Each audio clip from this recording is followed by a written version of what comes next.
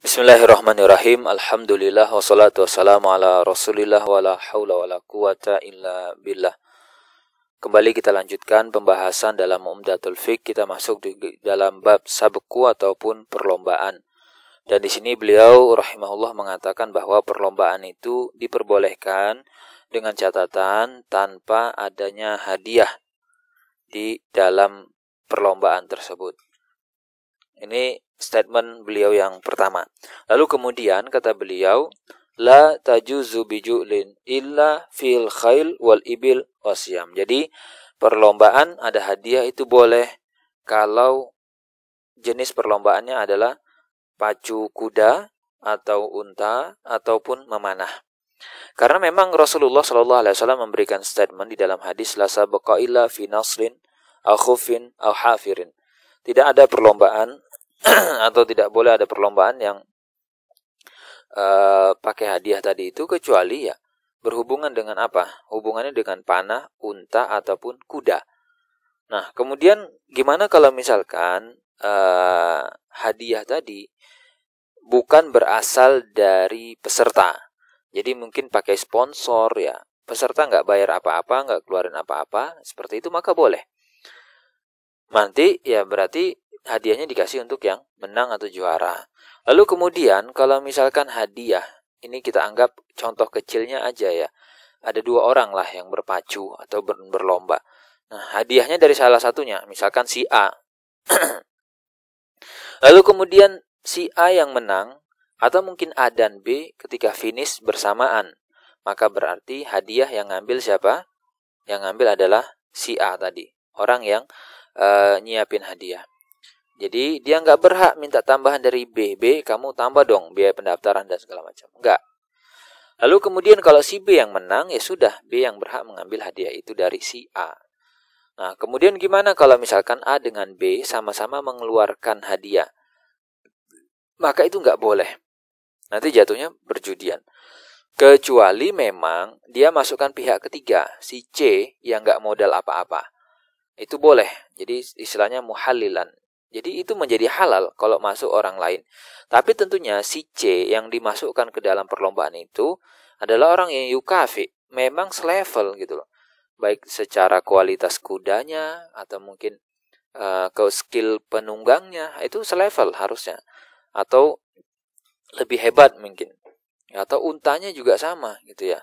Kecepatannya, standarnya, usia dan segala macamnya. Kemampuan memanahnya seperti itu. Kalau misalkan ini dalam hal panah memanah. Karena Rasul SAW memberikan catatan, man adkhala farsan, kalau kalian mau masukkan, libatkan pihak ketiga, katakan si C, ya kudanya tadi, ya tentu harus ada kemungkinan gitu loh. Tapi bukan kemungkinan kecil ya, besar kemungkinan, karena tadi selevel semua secara performa, tunggangan, skill dan segala macam, ya pastikan bahwa si C itu punya potensi besar untuk menang. Itu baru nggak dinamakan judi kata Rasul. Tapi kalau ternyata kalian masukkan si C, kalau nanti hadiahnya kalau 2 sama-sama ngasih hadiah, terus nanti yang menang ngambil semuanya, itu kan haram. Terus mau masukkan si C, terus kalau kemampuan kudanya si C itu di bawah standar kuda kalian, skillnya juga masih pemula, ya itu ada kemungkinan menang tapi kecil gitu loh. Istilahnya mungkin hanya 1% berapa persen gitu si C bakal menang. Itu nggak boleh. Itu nanti jatuhnya judi. Nah, kalau misalkan, oke, tadi sudah selevel kuda, skill dan segala pengalaman, lalu kemudian si C dilibatkan dalam perlombaan itu dan si C menang, ya sudah, berarti dia berhak untuk ngambil hadiah yang disiapkan oleh A dengan B tadi. Lalu kalau misalkan antara A dengan B yang jadi pemenang, itu kan, maka berarti mereka boleh ngambil hadiah yang dia siapkan dan hadiah temannya tadi. Nah, tidak mengapa. Di situ diperbolehkan. Ya, karena sudah melibatkan si C. Karena si C nggak keluar modal apa-apa. Ya, dan si C selevel, bahkan besar kemungkinan dia bisa menang. Tapi ternyata memang sengit perlombaannya. Yang menang ternyata si A. Ya sudah selesai. Itu tidak dianggap sebagai perjudian. Dan poin penting juga ya, kalau dalam perlombaan tentu kita harus memperjelas jaraknya berapa, jarak pacunya, kemudian jarak panahnya misalkan, kemudian targetnya apa, lalu kemudian kalau kita mau manah ya berarti nanti berapa persen di lingkaran mana yang dapat poin, itu satu poinnya berapa, dan seterusnya kalau misalkan di lingkaran ini dan itu. Jadi emang benar-benar detail ya, ukuran tembakan dan seterusnya, busur, dan ini harus di-clearkan dulu supaya tidak ada kezaliman salah satu pihak. Lalu kemudian di sini beliau menegaskan kalau misalkan dalam perlombaan manah itu kan yang jadi fokusnya adalah ketepatan tembak terhadap sasaran, bukan jauhnya jarak gitu ya. Misal jauh dekat jarak ya kan mereka memanah dari titik yang sama, tapi nanti penentu poinnya kan nanti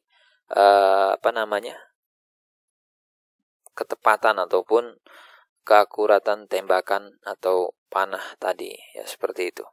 Dan kita akan lihat nanti di bab wadiah di poin berikutnya insyaallah.